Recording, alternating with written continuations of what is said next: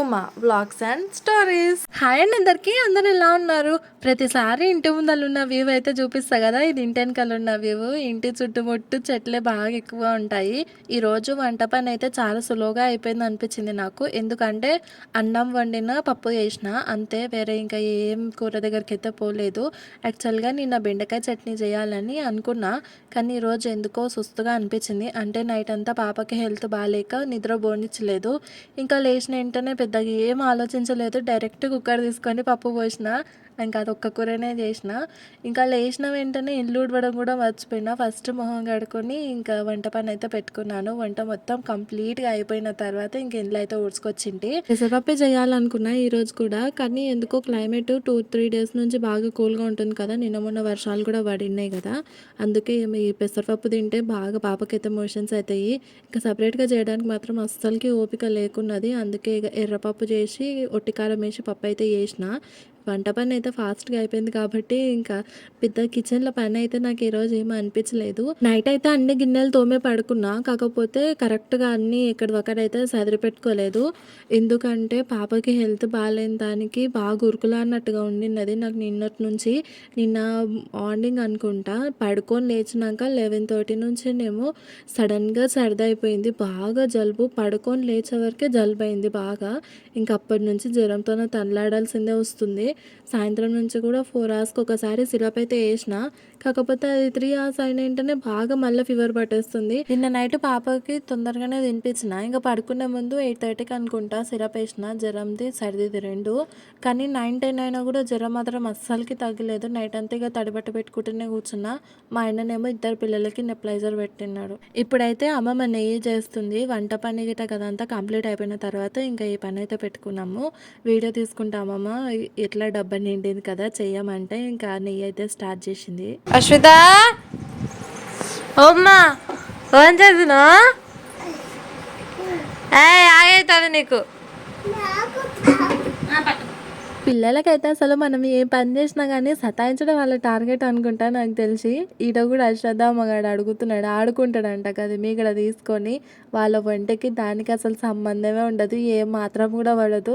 ఇంకా నా బిడ్డ ఒక్క చుక్క గదిగానే నాకిందంటే ఇంకంతే మా పని. మంచిగా మా పిల్లలకు కూడా అందరు పిల్లలలాగా పాలు వంటడం, నెయ్యి వంటడం ఇదంతా ఉండింటే గన ఇంకా చాలా మంచిగా ఉంటున్నాయి అనుకుంటా నాకు తెలిసి పిల్లలు.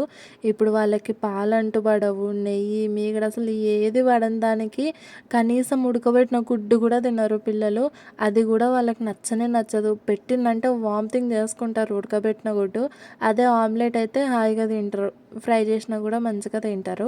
ఈడ అశ్వత్థామ్మగాడు నా మీద కూర్చున్నాని నా బిడ్డ అలుగుడంగా పోయి ఏడ్చుకుంటూ కూర్చుంది. నా బిడ్డకి ఎట్లా అంటే నా మీద ఎవ్వరు ఉండొద్దు, నా పక్కన ఎవ్వరు ఉండొద్దు, నన్ను ఎవ్వరు ముట్టుకోవద్దు, అది కూడా ఎక్కువ రాదు. అంటే నాతోనే ఎక్కువగా ఉంటుంది, కానీ నా మీద ఉండి ఆడడం మాత్రం చాలా తక్కువ. కానీ నన్ను ఎవరైనా ముట్టుకుంటే మాత్రం అస్సలకి నచ్చదు, ఒక్కటే ఏడుస్తుంది. వాళ్ళు నన్ను వదిలిపెట్టే వారికి కోపం వస్తే కొట్టను కూడా కొడుతుంది వాళ్ళ అన్నయ్యని. వాడేమో కావాలని నా మీద కూర్చొని మరీ చెప్తాడు వాళ్ళ చెల్లెకి, అశ్విత నేను అమ్మ మీద కూర్చున్నావు చూడు అని. అదేమో వచ్చి సప్పరిస్తుంది. ఇంకా ఈ మీగడ ఉంటుంది కదా, గది మొత్తం మంచిగా ఇట్లా కలుసుకునే వరకు కలుపుకోవాలి. ఈ పని అయితే వాళ్ళకు బాగానే టైం పడుతుంది, ఎందుకంటే ఇదంతా ప్రాసెస్ చేతోనే చేయాల్సింది కదా. ఫస్ట్ మీగడ ఇంత పెద్ద గిన్నెలో వేసుకున్న తర్వాత దాన్ని మొత్తాన్ని మంచిగా కలుపుకుంటుంది. ఫస్ట్ మీగడని ఫ్రిడ్జ్లో నుంచి ఒక 5 గంటల ముందే తీసి బయట పెట్టాలి. అంటే మధ్యాహ్నం చేసుకుంటాం అంటే పొద్దున తీసి పెట్టుకోవాలి. ఇంకా అట్లనే ఈ గిన్నెలో వేసుకున్న తర్వాత మీగడని మంచిగా కలుపుకుంది, అంటే మొత్తం కలుసుకునేటట్టుగా మీగడని కలుపుకున్నాక కొంచెం వెన్నపూసలాగా రెడీ అయిన వెంటనే అందులో ఒక చెంబడంత వాటర్ పోసుకుంటుంది అమ్మమ్మ. ఆ తర్వాత మంచిగా కలుపుకున్న తర్వాత అది వాటర్ కూడా మొత్తం దానిలో కలుసుకపోవాలి.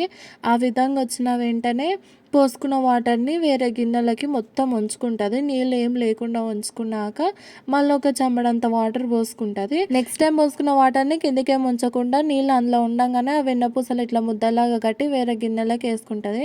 అంటే నెయ్యి చేయాల్సిన గిన్నె ఇంకా డైరెక్ట్ పెట్టేసుకొని అందులో ఈ ముద్దలన్నీ కట్టి పెడుతుంది. చాలా మంది మిక్సీలో కూడా పడతారు కదా, అంటే చేతితో బాగా ఇదవుతుందని ప్రాబ్లము, మిక్సీలో కూడా పడతారు. కాకపోతే మేము స్టార్టింగ్ ఒకసారి మిక్సీలో ఇట్లనే అమ్మమ్మ వెన్నపూస వేస్తే ఒక్క రౌండ్కే మిక్సీ మొత్తానికే పాడైపోయింది, ఇంకోసారి రాకుండా. అప్పటి నుంచి అమ్మమ్మ ఇంకా చేతితోనే చేస్తుంది ఎప్పుడు చేసినా కూడా. వెన్న చేయాలంటే నిజంగా బాగా టైం టేకింగ్ ప్రాసెస్ కదా, పాపకి ఫుల్గా జలుబైందని చెప్పినా కదా, జ్వరం కూడా బాగా పట్టింది. ఇప్పుడైతే ప్రస్తుతానికి 4 గంటలకు ఒకసారి సిరప్ వేస్తున్నాను. రాత్రంతా తడిబట్ట పెట్టుకొనే ఉన్నా, ఏం ఏడవలేదు. కాకపోతే ఫుల్గా జ్వరము. పిల్లలకి ఇట్లా జ్వరం వచ్చిందంటేనే నాకైతే నిజంగా చాలా భయమైపోతుంది. ఎందుకంటే పాప లాస్ట్ టైం బాగా ఫీవర్ వచ్చినప్పుడు ఫుల్గా సీరియస్ చేసింది. అప్పటికప్పుడు నైట్ టైం హాస్పిటల్కి వెళ్ళాము. పారాసిటమాల్ సిరప్ వేస్తే కూడా ఫీవర్ తగ్గక గ్లూకోజ్లో పెట్టి పారాసిటమాల్ ఎక్కించిండ్రు బాడీకి. అంత పెద్ద ప్రాబ్లం అయింది. అందుకే అప్పటి నుంచి పాపకి ఏమన్నా సుస్థ అయితే నాకు చాలా భయం అవుతుంది. అశ్వత్థామ కంటే జర చూసుకోవచ్చునే అనిపిస్తుంది. ఎందుకంటే ఇప్పుడు కొంచెం పెద్దోడు అయింది కదా వాడు. కానీ ఈమెకి ఏమంతా సుస్థ అనిపించినా కానీ చెప్పలేదు కాబట్టి చాలా భయం అనిపిస్తుంది. నైట్ పడుకొని పొద్దుగాల లేచేలోపే మొహం అంతా బాగా ఉబ్బిపోయింది. సరిగా నిద్ర ఏం పోలేదు, అట్లని ఏం కూడా ఏడవలేదు. కాకపోతే కుసుకుతా ఉండింది అక్కడిక్కడ కదులుకుంటా. ఈ వెన్న మొత్తం తీసినాక చేతులకు అంటుకుంటుంది కదా, మా అమ్మమ్మకి అస్సలు నచ్చదు. అయితే నీకు ఇది ఇష్టం అని చెప్పాలి నేను వీడియోలో. రొట్టెలు ఎన్న పూస కాంబినేషనా? మీ అమ్మ వాళ్ళు చేస్తుండేనా మళ్ళీ రోజు రోజు మజ్జిగ. ఆ మజ్జిగ అంటే అక్కడ వస్తుండే మాకు. ఎందుకు? ఎప్పుడు ఇంట్లో ఉంటుంది కదా, ఉంటుండే కదా.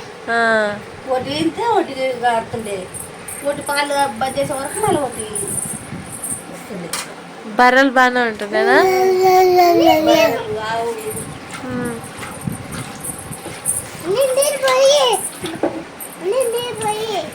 ఇంక ఇప్పుడు దీనికి అరిగించుకునేదే కదా. తమలపాకు లేదు కావమ్మా? నేను అందుకే ఇంటి పక్కన కూడా ఎవరు లేరుగా. మేమైతే మాకు తమలపాకు చెట్టు ఉందన్న సంగతే మర్చిపోయినాము. ఇంటి పక్కన ఎవరు లేరు కదా అని ఆలోచించిన. ఇంకా పైసలు కూడా తీసుకొని రెడీ అయినా షాప్కి పోనీకే. మా అమ్మమ్మ నేను పోతుంటే గుర్తుకొచ్చింది, మన చెట్లకు చూడు ఒకసారి తమలపాకులు కానీ వచ్చినాయేమో అంటే ఇంక అప్పుడు చూస్తే అమ్మమ్మ తీసుకుపోయి కట్ చేస్తుంది కత్తెరతోన. చేయి పెడితే అస్సలకి రాదంట కదా చెట్టు. ఇంకా వెన్నపూస అయితే అమ్మమ్మ స్టవ్ మీద పెట్టేసింది. అప్పటి వరకు నేను పాపకు సిరప్లు వేద్దామని లోపలికి వచ్చిన. జ్వరం బాగా పట్టేసింది. టైం అయితే 10 అయ్యింది. ఎర్లీ మార్నింగ్ 6 o'clockకే సిరప్ వేసినంటే మళ్ళీ ఇప్పుడు 4 hours ఒకసారి కాబట్టి ఇంకా మళ్ళీ 10 గంటలకు సిరప్ వేస్తున్నాను. ఒక్కొక్కసారి పిల్లలు సిరప్లు వేసుకోనికే భలే సతాయిస్తుంటారు కదా. చిన్నప్పుడేమో అసలు సిరప్ల కోసం ఏడుస్తుండే. మా అశ్వత్థామ గాడు వుడ్వర్డ్స్ కోసం అయితే భలే ఏడుస్తుండే కావాలని. కానీ ఇప్పుడేమో సిరప్ ఒక్కటి వేయాలని ట్రై చేసినా కూడా భలే తాయిస్తుంటారు. ఈడనేమో అమ్మమ్మ యాలక బుట్టలు దంచుతుంది నెయ్యి కోసం, నెయ్యిలో వేయడానికేనని. ఇంకొక సైడ్ ఇవి తమలపాకులు మా చెట్లవే కదా, కానీ బాగా ముదిరిపోయినవి ఇవి. ఆడ కొంచెం మంచిగా ఉంటే ఒక్క ఆకు తెంపుకొచ్చింది అమ్మమ్మ, మంచిగా ఉండినది. మిగతా 3 బాగా ముదిరిపోయినాయి. నెయ్యి వేసేటప్పుడు ఇదంతా కరిగిస్తారు కదా, పైన మొత్తం నురుగులాగా ఎడుతుంది కదా, అది మొత్తం తీసి అమ్మమ్మ సింక్లో వాడేస్తుంది. ఆ నురుగు ఉంటే బాగా వాసన వస్తుంది అంట కదా నెయ్యి, అందుకే ఎంత తీసేస్తుంది. ఇప్పుడు మేము పాలు తీసుకునే వాళ్ళ దగ్గర ఒక్క బర్రె అంటూ ఉండవు. ఇవి అంటే బర్రెలవి, ఆవులవి, అన్ని రకాలవి పాలు మొత్తం కలిపి పోస్తారు. అందుకే నెయ్యి అస్సలు సరిగా అయితే లేదు మంచిగా. ఇంతకుముందు పోపించుకునే వాళ్ళతో ఒకటే బర్రె పాలు చాలా వస్తున్నాయి కాబట్టి నెయ్యి అసలు చాలా ఎక్కువగా అవుతున్నాయి.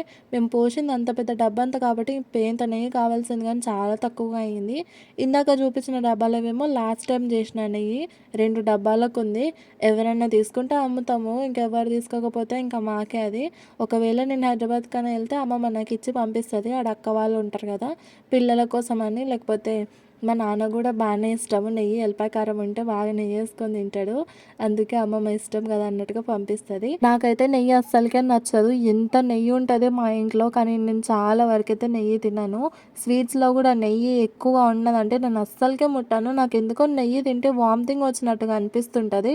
మా అమ్మమ్మకి చాలా ఇష్టం నెయ్యి. ఉత్త నెయ్యి ఒక గిన్నెలో వేసుకొని స్పూన్ వేసుకొని కూర్చుంటుంది. అంటే ఉత్త నెయ్యి కూడా తింటుంది మా అమ్మమ్మ.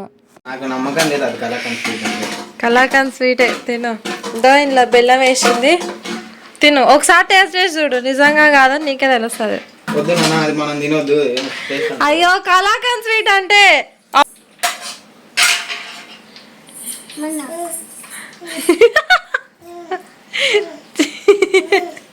అమ్మమ్మ నమ్మిండి ఆ మొగ్గ చూడు. కలాకండ్ స్వీట్ అంటే లాగా చచ్చిపోతుంది. ఇంకనే చచ్చిపోతాను. వద్దమ్మా పట్టావమ్మా. బాగుంటుందా? అమ్మమ్మనే తింటాను చూడు. తింటది అమ్మమ్మ దా.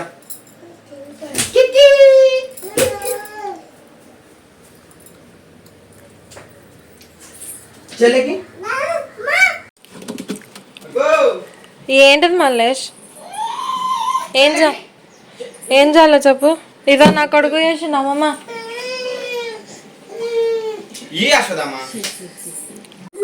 ఇదేంటిది? ఇంట్లో ఏమో వేసినావు, ఏంటివి అవి?